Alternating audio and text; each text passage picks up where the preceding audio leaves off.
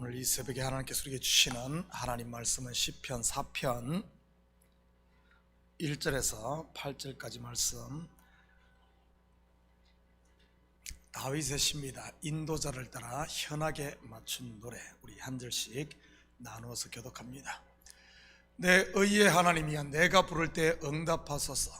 곤란 중에 나를 너그럽게 하셨사오니 내게 은혜를 베푸사 나의 기도를 들으소서.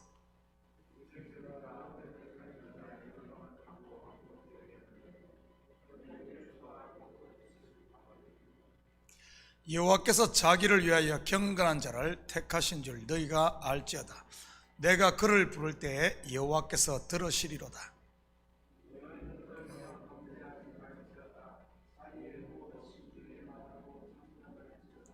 의의 제사를 드리고 여호와를 의지할지어다.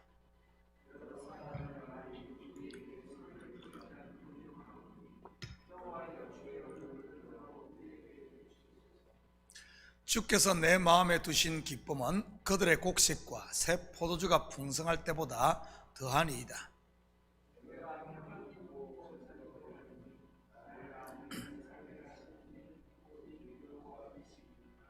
아멘. 좋은 아침입니다.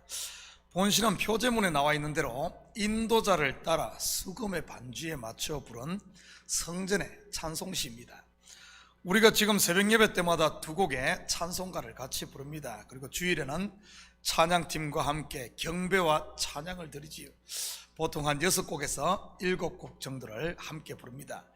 바로 그런 찬양의 시라고 보면 되는 것입니다. 그런데 본시는 처음에는 간구와 기도로 시작을 하지만 교만한 인생들에게 대한 책망과 교훈, 그리고 마지막에는 자신의 신앙 고백으로 끝을 맺는 것을 보게 됩니다. 그런데 본시만 그런 것이 아닙니다. 방금 우리가 부른 찬송가나 다른 찬양들도 거의 비슷하지요. 그래서 찬양은 단순히 하나님 영광 받으시옵소서 하는 찬송뿐만 아니라 간구와 선포가 다 포함되어 있는 것입니다. 다시 말해, 찬양은 기도와 찬송과 말씀이 다 들어있는 이 예배의 종합 세트라고 말할 수 있는 것이 바로 찬양이지요. 이것을 조금 확장하면 성도들의 삶이 찬양이요, 또한 성도들의 삶이 기도요, 더 나아가 전도요, 선교라는 이런 말입니다. 그리고 말씀이 육신이 되어 오신 분이 예수님이다. 말씀이 실천되고 말씀이 열매 맺는 곳이 바로 성도들의 삶의 현장인 것이기도 하고요, 바로 예배가 삶이 되고 삶이 예배가 되는 것 말이죠. 뿐만 아니라 내가 선 그곳이 바로 거룩한 곳이요, 하나님의 나라가 되어야 하는 것입니다. 우리 1절 같이 봅니다. 내 의의 하나님이여, 내가 부를 때 응답하소서. 곤란 중에 나를 너그럽게 하셨사오니 내게 은혜를 베푸사 나의 기도를 들으소서. 우리가 하나님을 부르는 호칭은 여러 가지가 있습니다. 여러분은 기도할 때 하나님을 어떻게 부르십니까? 사랑과 은혜가 풍성하신 하나님 이렇게 부릅니까? 전능하신 하나님, 아니면 은혜로우신 하나님. 이런 다양한 하나님에 대한 호칭 속에는 그 사람이 만난 하나님에 대한 경험이 들어있다는 사실입니다. 그렇다면 내 의의 하나님 할 때 본시의 저자 다윗은 어떤 하나님에 대한 경험이 있다는 뜻이겠습니까? 자신이 당한 부당한 대우 또는 불의에 대해 반드시 변호해 주시는, 또는 의를 세워주시는 하나님을 경험했다는 뜻이지요. 다윗이 사울왕에게 당한 불의에 대해서는 우리가 잘 아는 바입니다. 어제 새벽에도 잠시 언급했듯이 블레셋의 적장 골리앗을 죽이고 큰 공을 세웠지만 얼마나 부당한 대우를 받습니까? 반역자로 몰려 죽이려고 했으니 말이지. 그렇게 도망자로 있을 때 다윗은 자기 손으로 자기의 억울함을 풀 기회가 사실 2번씩이나 있었습니다. 한 번은 굴 속에 피해 있을 때 사울이 볼일을 보러 들어왔을 때이고, 또 한 번은 다윗을 쫓던 사울의 군사가 깊은 잠에 빠져 있을 때이지요. 그런데 그는 스스로 자기의 의로움, 자기의 옳음을 증명하러 가지 않고 하나님께 모든 것을 맡겼습니다. 결국 사울이 블레셋과의 전쟁에서 죽고 다윗이 남유다와 나중에 통일 이스라엘 이 왕국의 왕으로 세워짐으로 자기의 의로움이 증명되었지요. 다윗의 이러한 이야기는 다윗만의 이야기가 아니라는 사실입니다. 바로 오실 메시아 예수 그리스도의 예표였던 것이지요. 예수님께서도 얼마나 많은 부당한 일을 당했습니까? 자기 땅에 왔지만은 자기 백성들이 영접지 않았을 뿐만 아니라 오히려 십자가에 못 박게 내어주었으니 말이지요. 열받은 제자 베드로가 하늘에서 불을 내려 멸하자고까지 하지 않았습니까? 예수님께서 그렇게 했나요? 아닙니다. 모든 것을 아버지 손에 맡겼던 것이지. 그러자 하나님의 의가 완성되고 그 의가 값없이 저와 여러분에게 주어진 것 아닙니까? 우리의 의는 나에게서 난 것이 아닌 이처럼 그리스도로 말미암아 주어진 전가된 의인 것입니다. 바로 은혜로 말이지. 다윗은 지금 의를 이루시고 성취하시는 하나님을 알았기에 내 의의 하나님 하고 부르며 다시 한번 하나님의 도움을 간구했던 것입니다. 저도 목회 가운데 비슷한 일들을 많이 경험합니다. 사람이 사는데 왜 억울한 일이 없겠습니까? 특히 이민사회는 자칫 고립되기가 쉽지 않습니까? 언어와 문화 그리고 인종의 차이로 인한 오해들이 얼마나 많습니까? 예를 들어 백인들이 조금만 우리에게 친절하게 하지 않으면 우리가 어떻게 느낍니까? 인종차별로 느끼지 않습니까? 또 각 인종에 대한 보이지 않는 선입견도 우리 속에 자리하고 있고요. 그러다 보니 나도 모르게 쉽게 상처를 받게 되고 마음의 문을 닫아버리는 경우가 많다는 사실입니다. 사람들을 만나보면 참으로 많은 분들이 이 소통의 장애를 가지고 계신 분들이 많습니다. 사람들과 소통하지 못하고 자기 세계 속에 갇혀 사는 분들 말이지요. 물론 성도들 가운데도 이런 분들이 있고요. 그러다 보니 생각지도 못한 곳에서 목회자에 대한 오해를 하시는 분들도 있습니다. 그러면서 스스로 소설을 쓰고 다니시는 분들 말이지. 결국 말이 돌아 제 귀에까지 들어옵니다. 그렇다고 말도 안 되는 이야기의 목사가 일일이 찾아가서 그것을 오해라고 해명할 겁니까? 예전에는 찾아가 오해를 풀려고 했던 적도 있습니다. 그런데 마음이 꼬여 시험 든 사람에게 말을 하면 할수록 더 꼬인다는 사실을 알게 되었지. 그래서 지금은 하나님께 맡기고 그냥 기도만 할 뿐입니다. 왜냐하면 저에게 있어도 하나님은 내 의의 하나님이기 때문이지요. 반드시 때가 되면 옳고 그름을 밝혀주시는 하나님 말이지요. 여러분 억울한 일 당하더라도 너무 분해하지 마시고 하나님께 맡기고 기도할 수 있기를 축복합니다. 이 하나님의 의의 하나님을 경험할 때 우리가 그런 사소한 것에 사람의 말에 매이지 않고 우리의 신앙, 우리의 믿음의 길을 묵묵히 걸어갈 수 있는 것이니까요. 2절 같이 봅니다. 인생들아 어느 때까지 나의 영광을 받고 욕되게 하며 헛된 일을 좋아하고 거짓을 구하려는가. 인생들아 원어로 보면은 베네 이시, 이 베네 이시는 보통 사람들을 일컫는 말이 아니라 힘 있는 자들 또는 높은 자리와 명예를 차지한 자들을 일컫는 말입니다.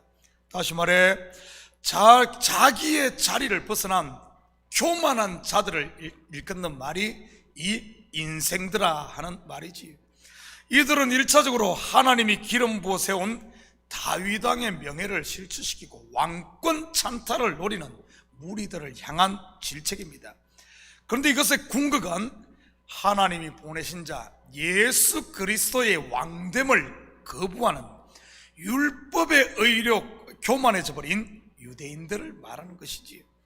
물론 지금 내 속에도 이런 인생 곧 또 다른 자아가 내 속에 있을 수 있습니다. 하나님이 베푸신 은혜를 가지고 내 의로 삼고 내 배를 불리고 나를 자랑하려고 하는 이런 육신의 생각 말이지. 일종의 하나님의 것을 도적질한다고나 해야 하나요? 그런다고 하나님이 자기의 영광을 피조물에게 빼앗길까요? 어림도 없지요. 그러면 그럴수록 오히려 자기만 힘든 겁니다.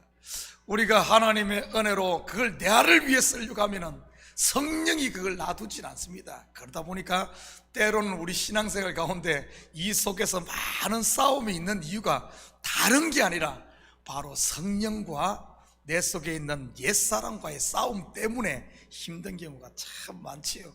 그런데 하나님은 반드시 우리를 그냥 놔두지 않습니다. 자기의 영광을 우상에게 주지 않고 하나님께서는 영광 받으시는 것이지요. 3절입니다. 여호와께서 자기를 위하여 경건한 자를 택하신 줄 너희가 알지어다. 내가 그를 부를 때 여호와께서 들으시리로다. 여호와께서 택한 경건한 자가 누구겠습니까? 다윗입니까? 노아나 아브라함입니까? 물론 이들은 하나님께서 택한 경건한 사람들입니다. 그런데 이들은 모두 오실 예수 그리스도의 모형들로서 여호와께서 택하신 자는 궁극적으로 보면은 독생자 예수 그리스도를 말하는 것입니다. 그리고 예수 그리스도 안에 있는 바로 작은 예수된 저와 여러분인 것이고요. 그래서 신약에서 예수 믿는 사람을 세인트 곧 성도라고 부르는 것입니다. 천주교에서 말하는 것처럼 무슨 선행을 많이 쌓아야만 성자의 반열에 오르는 것이 아니라 그리스도가 이루신 하나님의 의를 덧입은 사람이 다 성자, 성도인 것입니다. 그러기에 성도는 자랑이 자기에게 있지 않고 오직 하나님께만 있는 것이지요. 이러한 경건한 자 곧 성도가 부르면 하나님이 들으시는 것입니다. 왜냐하면 성도는 독생자 예수 그리스도의 값을 주고 산 하나님의 아들이기 때문이지. 여러분도 그러지 않나요? 옆집에 알지도 못하는 사람이 부르면은 아마 대답 안 하고 지나갈 겁니다. 그렇지만 아들이 부르는데 모른 척할 부모는 없지 않습니까? 마찬가지로 아들 된 우리가 하나님의 이름을 부르면 하나님은 반드시 응답하신다는 사실이지. 5절 6절입니다. 의의 제사를 드리고 여호와를 의지할지어다. 여러 사람의 말이 우리에게 선을 보일 자 누구냐 하오니 여호와의 주의 얼굴을 들어 우리에게 비추소서. 어떤 제사가 의의 제사이겠습니까? 성경은 분명히 우리에게 말해주고 있습니다. 영과 진리로 드리는 제사, 영과 진리로 드리는 제사가 바로 의의 제사요 하나님이 받으시는 예배이지요. 바로 성령의 인도를 따라 진리 되시는 그리스도를 만나는 아는 것 말입니다. 예배를 통해 하나님께서 나를 위해 행하신 놀라운 일 곧 약속의 성취를 맛볼 때 우리 속에 자유가 있고 은혜와 평강으로 충만케 되는 것이지요. 그래서 우리는 매 예배 때마다 다른 것이 아닌 하나님이 행하신 놀라운 일, 바로 그 구원의 일을 듣는 것입니다. 또한 그 놀라운 일을 아멘으로 받을 때 나를 통해 하나님의 선하심이 우리를 통해 드러나는 것이고요. 그러기에 성도들의 얼굴은 하나님의 사랑을 드러내는 이 그리스도의 편지인 겁니다. 그것이 바로 정인되는 삶이고요. 7절 8절입니다. 주께서 내 마음에 두신 기쁨은 그들의 곡식과 새 포도주가 풍성할 때보다 더하니이다. 내가 평안히 눕고 자기도 하리니 나를 안전히 살게 하시는 이는 오직 여호와시니이다. 저와 여러분 속에 기쁨의 근원인 성령을 주셨지 않습니까? 성도에게 있어 성령 충만보다 더 기쁘고 더 풍성함이 어디 있겠습니까? 저는 목사로서 그것을 매일 경험하고 삽니다. 하나님이 주시는 기쁨의 이 크기를 말이지요. 세상 것도 즐거울 때가 있어요. 그렇지만 그건 일시적입니다. 그런데 성령께서 주시는 그 은혜, 하나님의 말씀을 깨닫게 하고 나를 향한 하나님의 그 사랑을 내가 이 기 속에서 다시 회복할 때마다 조카도다 조카도다 정말 참된 자유함이 있고 두려움이 있고 담대함이 생기는 것을 많이 경험합니다. 그러니 세상에 여러 어려움과 문제들이 산더미같이 있다 할지라도 담대하게 그리고 감사하면서 하루하루를 살 수 있는 것 아니겠습니까? 사랑하는 성도 여러분, 오늘 하루도 저와 여러분에게 주신 그리스도의 이 의의 옷을 꼭 입고 세상에 기죽지 마시고 당당하게 오늘도 그리스도인으로 살아감으로 우리 속에 있는 이 생명과 소망의 빛을 여러분의 삶의 현장 가운데 비추며 사는 이런 복된 하루 되시기를 주님의 이름으로 축복합니다. 같이 기도하십시다. 사랑의 아버지 하나님, 참으로 감사드립니다. 나의 의의 하나님 맞습니다.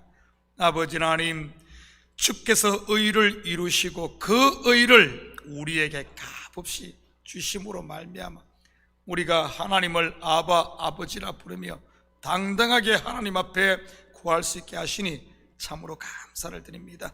천만인이 둘러 진친다 할지라도 우리의 하나님이 나와 함께 하시니 두려워하지 않는 저희들의 믿음의 담력을 주시고 오늘 하루도 세상 가운데서 당당하게 믿음으로 살아가는 저희들 될 수 있도록 축복하여 주시옵소서.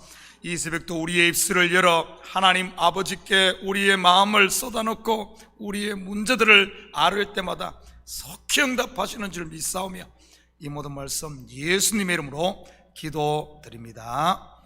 아멘.